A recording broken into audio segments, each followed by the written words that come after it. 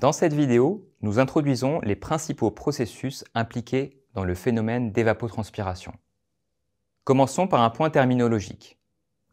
Le terme évapotranspiration est un mot valise formé par deux termes. Le premier terme est l'évaporation, qui désigne la vaporisation de l'eau liquide présente sur des plans d'eau ou dans les couches supérieures du sol. Le deuxième terme est le terme transpiration, qui désigne l'évacuation de l'eau liquide par les feuilles des végétaux, sous forme de vapeur d'eau. L'utilisation du terme évapotranspiration est aujourd'hui contestée car il ne rend pas explicite le processus d'interception, qui désigne la quantité d'eau interceptée par les végétaux qui est ensuite vaporisée. Dans cette vidéo, nous ne rentrerons pas dans ce débat et utiliserons le terme évapotranspiration pour désigner le flux d'eau liquide qui est vaporisé depuis les surfaces continentales et transmis à l'atmosphère, incluant donc évaporation du sol et des plans d'eau, transpiration et interception. Longtemps sous-estimé compte tenu de la difficulté de le mesurer précisément, le flux d'évapotranspiration est pourtant un terme clé du cycle de l'eau à l'échelle globale. Sur les continents, il correspond à environ 60% des précipitations, avec de fortes disparités régionales. L'évapotranspiration peut représenter jusqu'à 90% des précipitations dans les zones arides du globe. À l'interface entre les surfaces continentales et l'atmosphère, c'est aussi un flux important pour bien comprendre les changements environnementaux actuels, que ce soit les changements liés au dérèglement climatique ou les changements liés aux modifications de l'occupation du sol et des pratiques agricoles.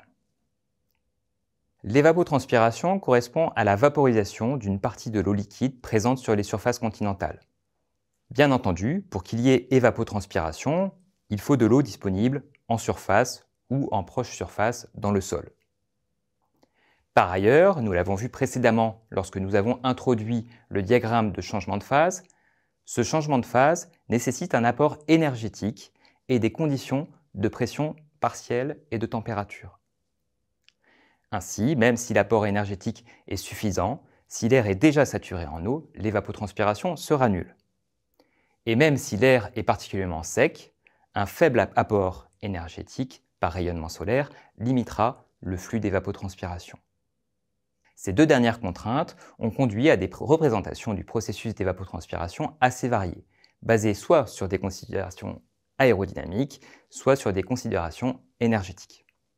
Sans renouvellement de l'air au-dessus de la surface évaporante, l'air se sature et on atteint l'équilibre entre les phases liquides et gazeuses.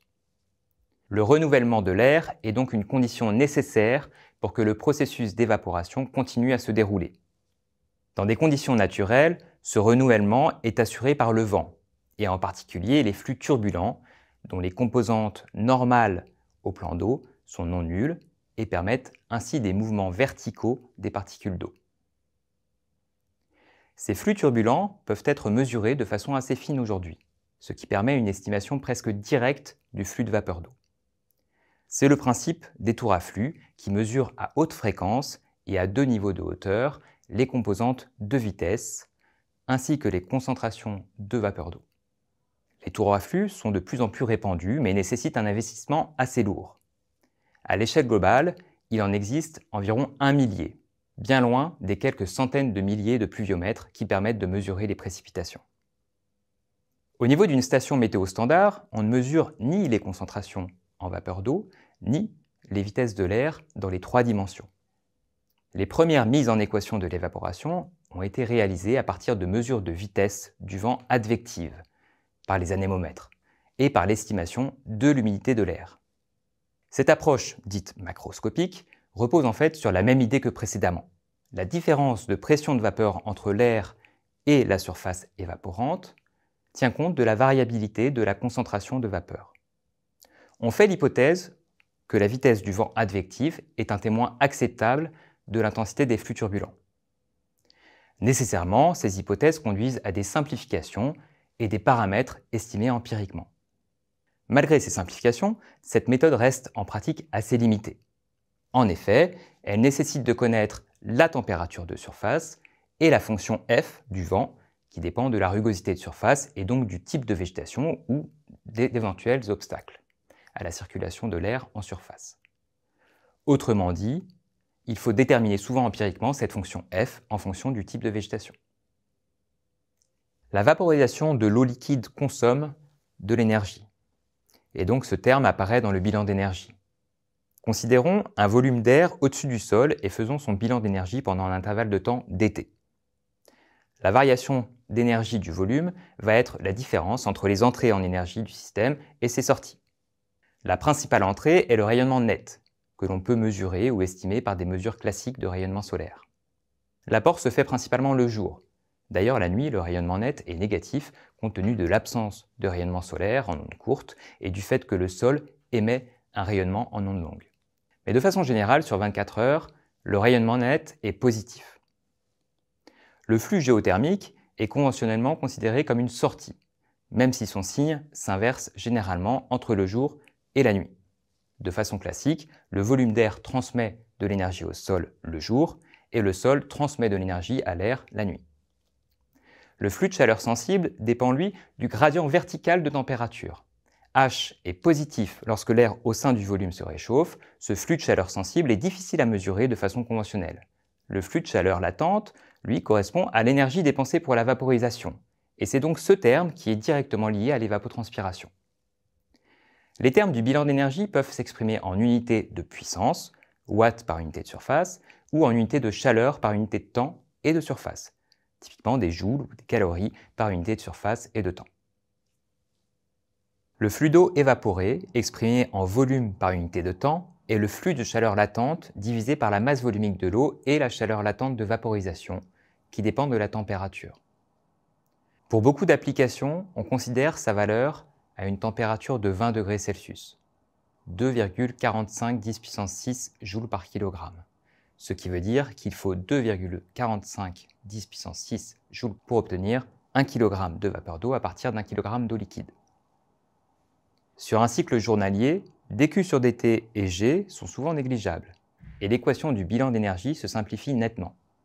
L'équation ne fait alors intervenir que le terme de rayonnement net, le terme de flux de chaleur sensible et le terme de flux de chaleur latente. On peut donc considérer que l'énergie apportée par le rayonnement net se partitionne entre un flux de chaleur sensible et un flux de chaleur latente. Il faut bien comprendre que ce partitionnement est fortement lié à la présence d'eau disponible pour l'évapotranspiration. Ainsi, si le sol est sec, le flux de chaleur latente sera nul car aucune évaporation ne sera possible et le flux de chaleur sensible sera fort. Au contraire, si le sol est humide, le rayonnement net sera principalement consommé pour l'évaporation et dans ce cas, le flux de chaleur sensible sera petit par rapport au flux de chaleur latente. Ceci explique la disparité entre continents et océans. La proportion de flux de chaleur latente sur les continents est plus faible qu'à l'échelle globale du fait de sols secs sur une partie des continents. Une autre façon d'appréhender ce partitionnement consiste à déterminer le rapport de Bowen. Le rapport de Bowen est défini comme le rapport entre le flux de chaleur sensible et le flux de chaleur latente. On peut réécrire le bilan d'énergie en utilisant ce rapport.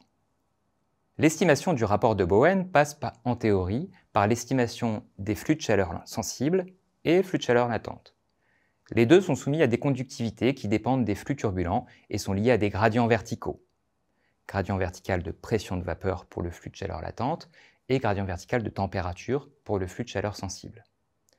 De ce fait, on rencontre souvent dans la littérature une écriture simplifiée du rapport de Bowen qui fait intervenir le gradient de température au numérateur et le gradient de pression de vapeur au dénominateur. Cette écriture nous permet de déterminer le flux de chaleur latente et donc l'évapotranspiration à partir de mesures du rayonnement net, de la température en surface et au-dessus de la surface, ainsi que des pressions de vapeur en surface et au-dessus de la surface. Cependant, il faut souligner que si les termes au-dessus de la surface sont mesurés de façon routinière par les stations météo, à 2 mètres du sol, les termes en surface sont beaucoup plus délicats à mesurer. Les développements de Penman en 1948 permettront, par la manipulation conjointe du bilan d'énergie et de l'approche aérodynamique, de proposer une méthode d'estimation pragmatique de l'évapotranspiration en fonction des variables couramment mesurées aux stations météo.